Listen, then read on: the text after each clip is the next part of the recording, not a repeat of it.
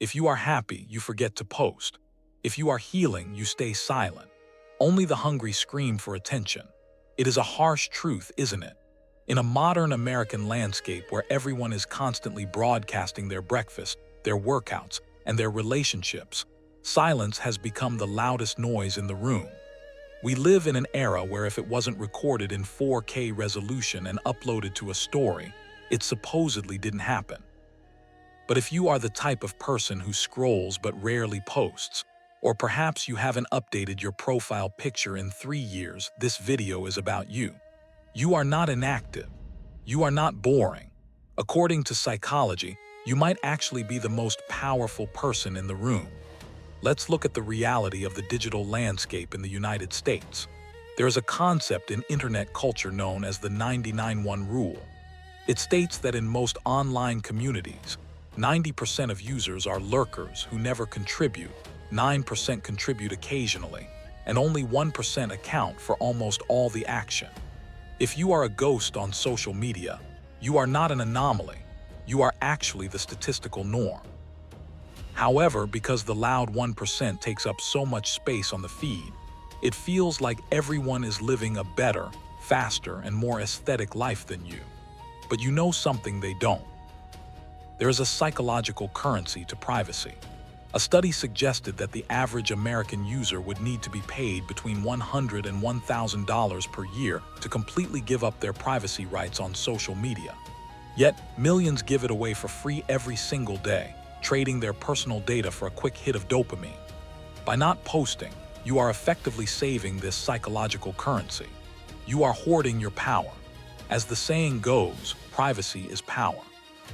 What people do know, they cannot ruin. Let's dive into the first major psychological angle, the difference between main character energy and director energy. We see this all over TikTok and Instagram, the obsession with being the main character. It is a performative way of living where you are constantly on stage, performing for an audience of followers, seeking applause in the form of likes. But the people who don't post, they possess director energy. Think about a movie set.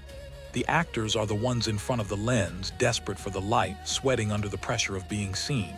But the director sits behind the camera. They see everything. They control the narrative. They understand the entire story because they aren't busy trying to be the story. When you don't post, you are the director of your life.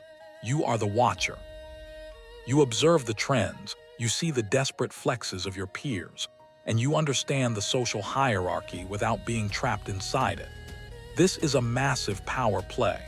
It signals to the world that you do not need the approval of an audience to validate your existence.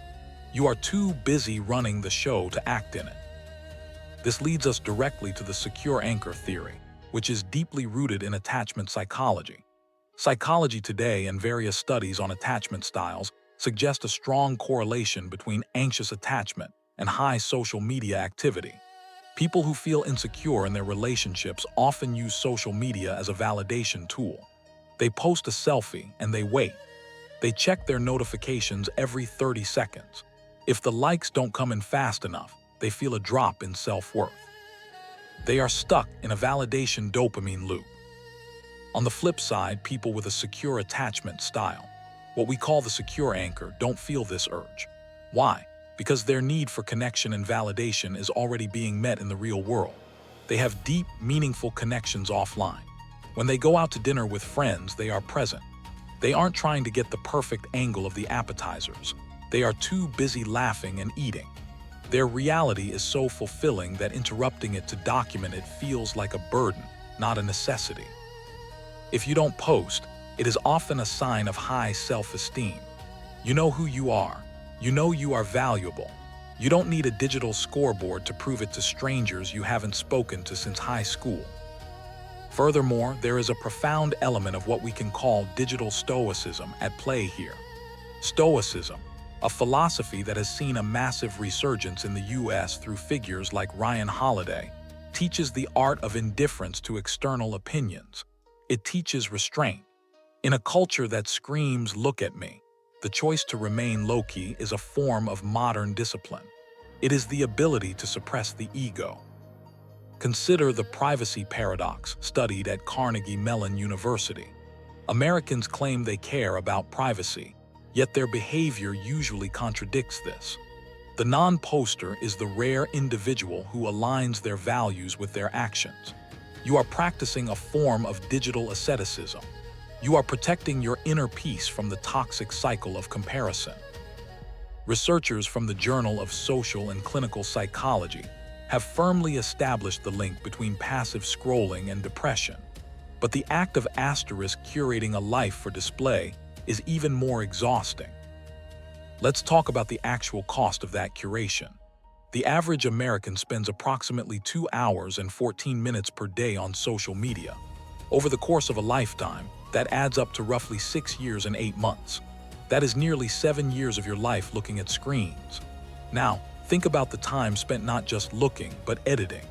The lighting, the filters, the captions, the hashtags, the anxiety of deleting a post that didn't perform well. By opting out of this game, you are reclaiming years of your life. You are saving 45 to 60 minutes a day that would otherwise be wasted on image management. While the 1% are busy building a digital avatar that looks like them but feels nothing like them, you are building a real life. There is a distinct mystery factor here as well. In a world where oversharing is the default, mystery is incredibly attractive. When people search for you and find a locked profile or a feed with 3 photos from 2019, they wonder about you. What are they doing? Where do they work? Are they happy? The most interesting people you will never meet are the ones who don't post about their lives. This silence allows you to move through the world without the heavy baggage of a digital footprint. You can change careers, change partners, or change your entire personality, and you don't have to explain it to a public audience. You are fluid. You are free. This behavior also shields you from the evil eye of the internet.